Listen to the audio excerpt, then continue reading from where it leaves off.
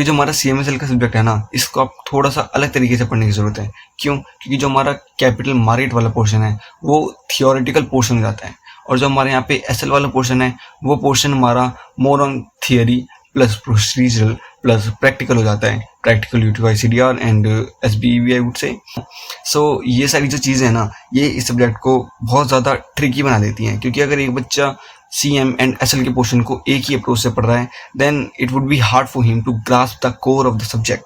But आज की video में हम लोग बात करने वाले हैं आप किस तरह से इस चीज़ को हैंडल कर सकते हो और किस तरह से इसे टैकल आउट कर सकते हो। फर्स्ट जो हमारी टिप होने वाली है यहाँ पर वो होने वाली है कि हैंड रिटन नोट्स। आपको अपनी राइटिंग में हैंड रिटन नोट्स को प्रिपेयर करना है। The student who writes the notes by himself would always have an extra edge rather than the students who do not. क्यों? क्योंकि मेरे खुद के एक्सपीरियंस से मैं ये मानता हूँ कि कुछ ऐसे चीज़ें होती हैं जो आपको सिर्फ लिख कर ही समझ में आती हैं। अगर आप सोच रहे हो कि भाई मेरे को टीचर के लेक्चर से समझ में आ रही चीज़ें, देन इट्स वेरी गुड। लेकिन at the end of the day तुम्हें भी पता ही है बात कि जो बंदा भाई लिखने की मेहनत कर रहा है ना, उसकी वो मेहनत पे ऑफ होने वाली है एंड में जाकर। और जो बच्चा सिर्फ और सिर्फ टीचर के नोट्स एंड रिविजन लेक्चर्स इन सब चीज़ों पर डिपेंड करके सिर्फ और सिर्फ सुन रहा है, तो he will not have those results as the hand written kid have.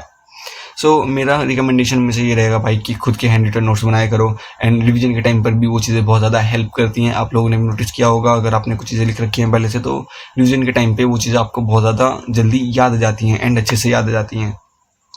Then हमारी जो सेकंड टिप होने वाली है वो होने वाली है हमारे पास diagram and tree like diagrams. तो मैं यहाँ पे कुछ फोटोज इंक्लूड कर दूंगा। एज यू कैन सी कि इन डायग्राम्स में मैंने किस तरह से, ये जो मेरे डायग्राम्स है ना, ये स्पेसिफिकली जो मेरा इंटरमीडिएट वाला चैप्टर है एंड जो UPSI वाला पोर्शन है यहाँ पे, तो रेगुलेशन भी आपने देखा होगा किस तरह से, कौन सा रेगुलेशन है वो। तो ये कुछ चीज़ें हैं जो मैंने खुद से डायग्राम्स बनाए हैं। There are various chapters and various topics जिसको मैंने इस तरह से डायग्राम बनाकर टैकल आउट किया है। क्यों? क्योंकि अगर मैं उनको लाइन बाय लाइन, जैसे आपको देखते हो कि पैराग्राफ बाय पैराग्राफ लोग लिखते हैं, तो मैं भी उन्हें पैराग्राफ बाय पैराग्राफ लिख सकता था। लेकिन होता क्या है ना कि पैराग्राफ बाय पैराग्राफ में आपका पेज एक तो ज़्यादा पड़ता है, ठीक है, 3-4 पेज में वो टॉपिक कवर होता है, जो इन डायग्राम्स के हिसाब से सिर्फ और सिर्फ 2 पेज में कवर हो जाता है।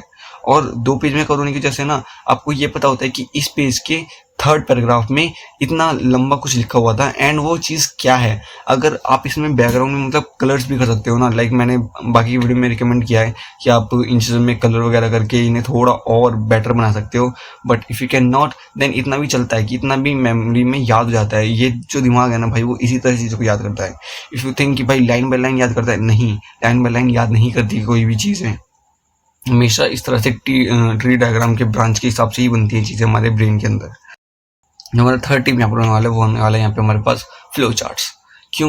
क्योंकि जो हमारा फ्लो चार्ट्स है ना, वो आपको प्रोसीजरल चीज़ों में एंड प्रैक्टिकल चीज़ों में बहुत हेल्प करने वाला है।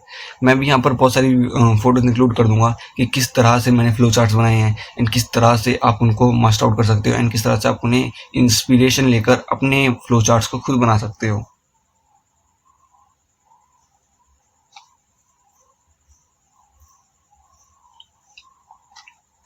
तो जैसा कि आप लोगों ने भी देखा कि इस तरह से फ्लो चार्ट्स आप बना सकते हो।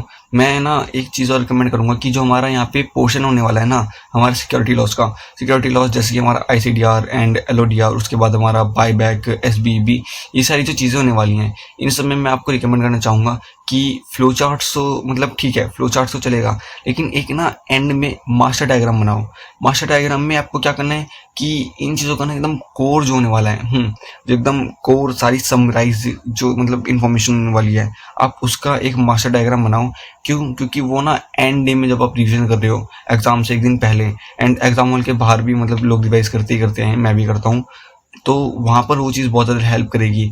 अगर आप उस टाइम पे से लेकर चले जाते हो ना, और अगर क्वेश्चन में सेम आ गया, क्वेश्चन पेपर में सेम क्वेश्चन आ गया, आप वहीं पर पेंसिल से उसे लिख लिया कि हाँ भाई यहाँ पर ये चीज़ होती है, तो इनमें ये चीज़ होती है, तो आप ऑलरेडी अहेड हो 5 नंबर बाकी स्टूडेंट से। एंड अगर आप 2-4 चैप्टर ऐसे कर लेते हो और 2-4 क्वेश्चन अगर ऐसे जाते हैं, then you are 15 marks ahead, 10 to 15 marks ahead. क्योंकि ये जो मास्टर टाइप क्वेश्चन होते हैं ना, जिसमें ओवरऑल प्रोसीजर पूछा जाता है, इसमें अगर आप गलती भी कर दे थोड़ी बहुत, तो नंबर कटना बहुत ज़्यादा चांसेस कम होते हैं एंड आपका स्कोरिंग परसेंटेज ज़्यादा होता है इन मार्क्स में। क्योंकि बच्चे इन चीज़ों को ना उस टाइम पर टैकल आउट नहीं कर पाते कि उन्हें एक तो सारी चीज़ों को समराइज करके लिखना है वो मास्टर प्रोसीजर में। जैसे लिखा हुआ है कि बायबैक के प्रोसीजर लिखो या फिर XYZ को बायबैक करना है उसका प्रोसीजर लिखो, तो उन्हें समराइज करने में बहुत टाइम लग जाता है उन चीज़ों को। लेकिन आपने पहले से ही समराइज करके उसका डायग्राम बना रखा है, आपको बस वो डायग्राम को अपनी लैंग्वेज में रख के बस लिखना है। You are already ahead of the other students. तो इसी कुछ मतलब टेक्निक्स होने वाली है, मैं आगे भी अगली वीडियोस में शेयर करता रहूँगा किस तरह से you can be ahead of the curve. So या देन हमारे पास जो फोर्थ टिप आने वाली है वो हमारे पास है मेनमोनिक्स। तो ये जो मेनमोनिक्स वाला टिप है ना, ये मैं पहले भी वीडियोस में दे चुका हूँ और मैं आगे भी वीडियोस में देना चाहूँगा, क्योंकि ये जो मेनमोनिक्स वाली चीज़ है ना, ये हमेशा वर्क करती है। Mnemonics and stories, if you are wondering, तो ये चीज़ें क्यों वर्क करती हैं? ये चीज़ें इसलिए वर्क करती हैं क्योंकि हमारा माइंड ना चीज़ों को एसोसिएट कर लेता है। जो चैप्टर नंबर 4 में जो सभी वाला चैप्टर है उसमें ना कुछ पेनल्टीज दे रखी हैं, सेक्शन 15 की penalties, 15 A B C D E F G H and मेरे ख्याल से KLMN तक दे रखी हैं चीज़ें। तो अगर आप इन्हें रेगुलरली याद करने की कोशिश करोगे तो भाई नहीं होती हैं याद। मैंने इसके कोई ऑनलाइन ट्रिक वगैरह देखी थी, किसी ने मेनमोनिक्स बना रखे थे, मेरे ख्याल से शुभम सर ने बना रखे थे, शुक्लेचा सर ने।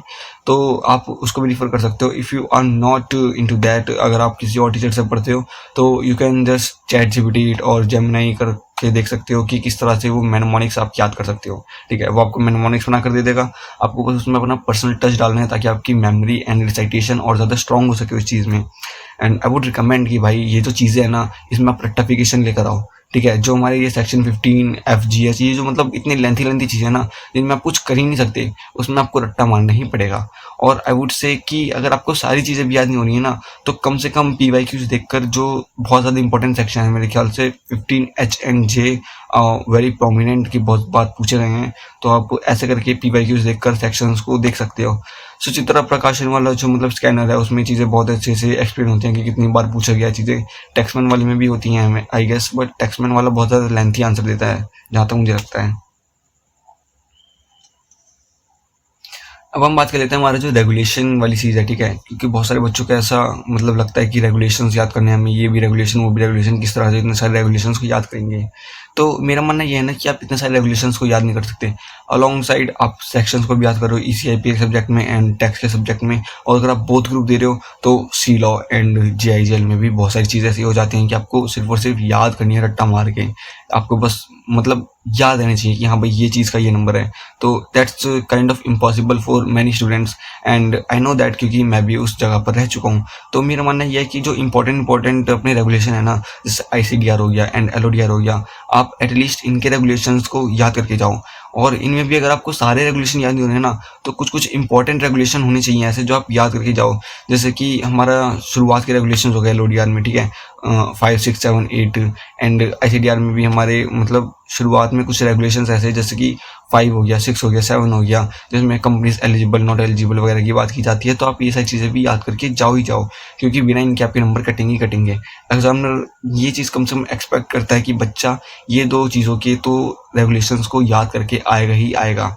And at that point of time अगर तुम्हें कंपनी लॉ के भी सेक्शंस याद है उसमें, तो आप मिक्स आउट करके उन चीज़ों को लिख सकते हो, भाई नंबर नहीं कटते। एंड एग्जामिनर के ऊपर इंप्रेशन अच्छा जाता है कि ये बंदा चीज़ों को साथ में पढ़ सकता है, ये बंदा और बढ़िया मतलब मेहनत कर रहा है इस तरह से, और वो आपको नंबर देगा ही देगा उसका एक्स्ट्रा।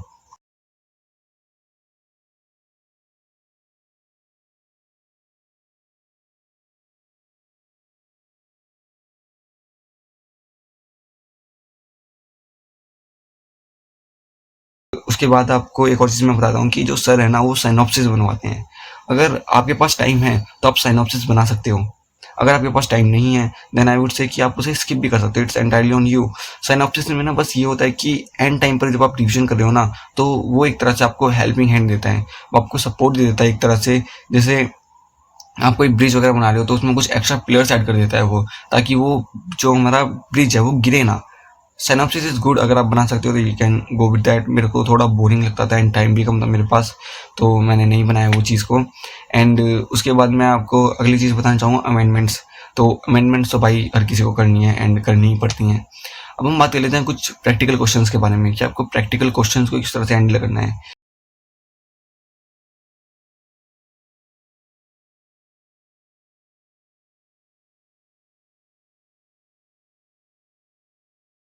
तो क्या करो कि 1-2 महीने में, मतलब 1-2 महीने पहले अगर हम प्रैक्टिकल क्वेश्चन कर रहे हैं तो फोर्थ हम चीज़ों को भूल जाएंगे। तो मेरा मानना यह है कि जैसे आपने यहाँ पर क्वेश्चन लिखा, यहाँ पे आपने पूरा आंसर किया, तो यहाँ पर ऊपर इस तरफ में ना आप वो चीज़ को लिख दो कि जो इसका की थिंग है, जो आपका की टेक अवे है, वो यहाँ पर आपने लिख दिया कि कॉल्स इन एरियर 12% या 10%, जो भी आपका यहाँ पे आंसर होने वाला है।